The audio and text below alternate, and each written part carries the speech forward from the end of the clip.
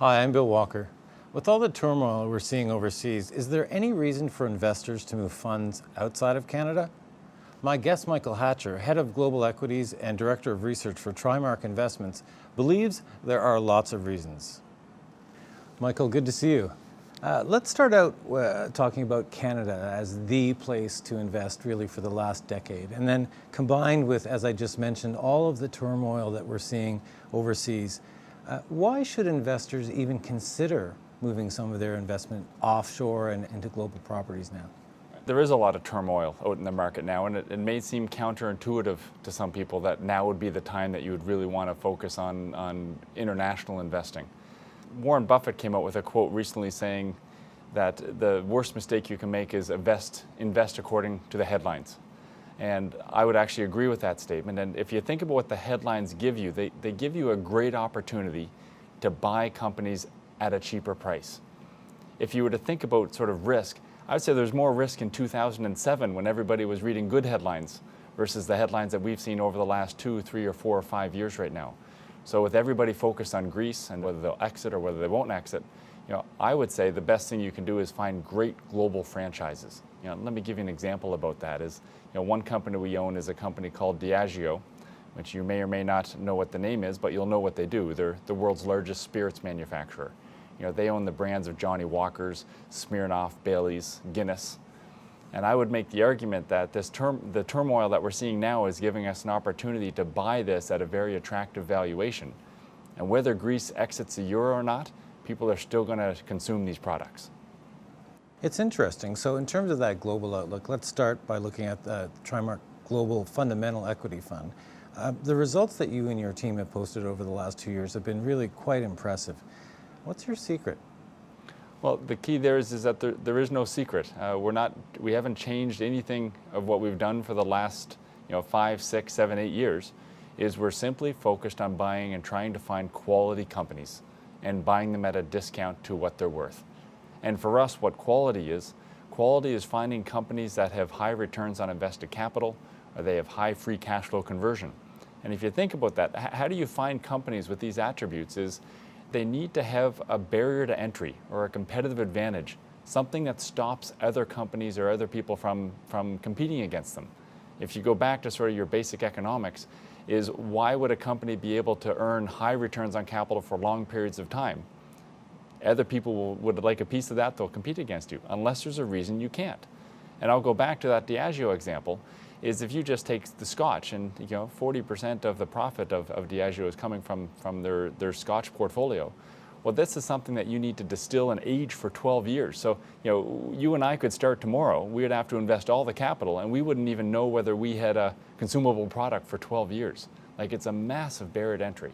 And these are the type of things that we look for in the portfolio. So I want to follow up on how you look for things in the portfolio and how your investment approach maybe differs from that of other portfolio managers in the industry. Well, I think the key attribute for us is that we're absolute return investors. And what do I mean by that? I mean that every company that's in the portfolio is there because we think it's a good investment. It's not there because we're trying to gain exposure or we're trying to sort of look like the index. And I would argue many funds do actually just that. They look a lot like the index. So our number one sort of advantage is the fact that we have a long-term time horizon and we really focus on individual companies that build up the portfolio. And if you go back to what I said earlier, if you make a portfolio of high return on invested capital companies with strong free cash flow and you buy those at a discount to what they're worth, that's a pretty good formula for preserving and compounding capital over a long period of time. And now you've assumed leadership of Trimark Fund. So can you talk to us about what, if any, changes you've made with that fund? Well, there's no change to the structure or what the fund is. The fund is a globally concentrated portfolio, and by concentrated, it holds approximately 40 names. The Trimark Fund, which has a long-standing tenured track record, has typically held between 30 to 50, and that's exactly what it has right now at 41 names to be exact.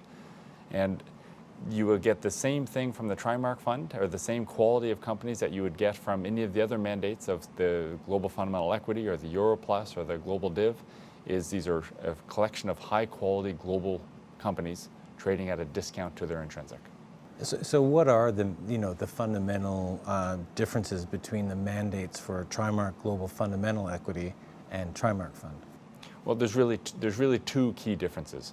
The Global Fundamental Equity Fund is a more diversified portfolio. It holds approximately 80 companies right now, versus the Trimark Fund, as I mentioned, holds about 40 companies.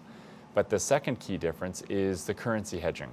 So the Trimark Global Fundamental Equity has a systematic, and by systematic it's done out of Invesco's London desk, a systematic hedge of 50% of all major global currencies.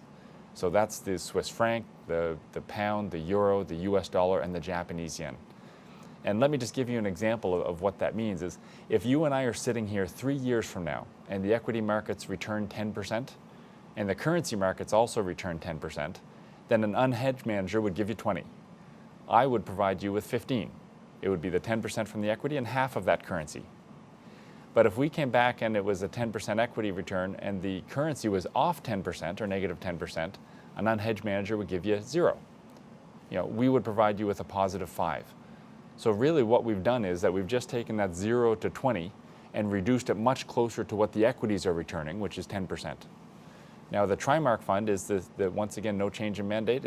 The currency hedging is at the discretion of the manager, and we'll hedge sort of on one-off positions if we feel that it will impact the economics of the business. But it's a much less of a component of the Trimark Fund. You've done a great job of outlining the differences between the two funds. Can you talk about it from the perspective of an investor? How do I choose between those funds? Well, what you'll get with both is the collection of very high quality businesses, and as I said, high returns on capital, high free cash flow, bought at a discount. The difference from your perspective or an investor's perspective is if you're more comfortable holding a broader, more diversified portfolio, then the Global Fundamental Equity Fund would be the fund that you would want to hold. And if you also want to get that systematic currency hedge, if you're more concerned about what your returns are in Canadian dollars and you wanted to remove that from the table, that's why we put that hedge in place on that product. So you would really focus on those two key differences. But if you truly want the global portfolio and you're not concerned about sort of the long-term returns in the currency and you're okay with the concentrated portfolio, then that's exactly what the Trimark Fund is and always has been. So I think we've covered the funds. Now let's talk about your team. Why should investors pick you and your team for their global exposure? Well, my team it's myself and Darren McKiernan and Jeff Feng, and we've been operating as a team now for the last 7 to 8 years. So we have a very long tenured period in which we've been sort of functioning and investing together globally. And we also bring a lot of regional expertise to the table too. Jeff Feng he was born in China and educated in China and started his career in China. I became very fortunate to become his business partner at our previous employer, and he brings an extensive knowledge to Asian investing. Darren McKiernan, who also looks after a global mandate, is a long-tenured U.S. portfolio manager, and my background has been in European equities. So we're certainly bringing a very global perspective to the table. It's the mandate of an absolute return-focused fund where we're trying to preserve and compound capital. That's something that I feel that there are very few funds out there that actually offer that. So Michael, thanks for sharing your insights on your team and about what you do. Appreciate it. Great, thank you.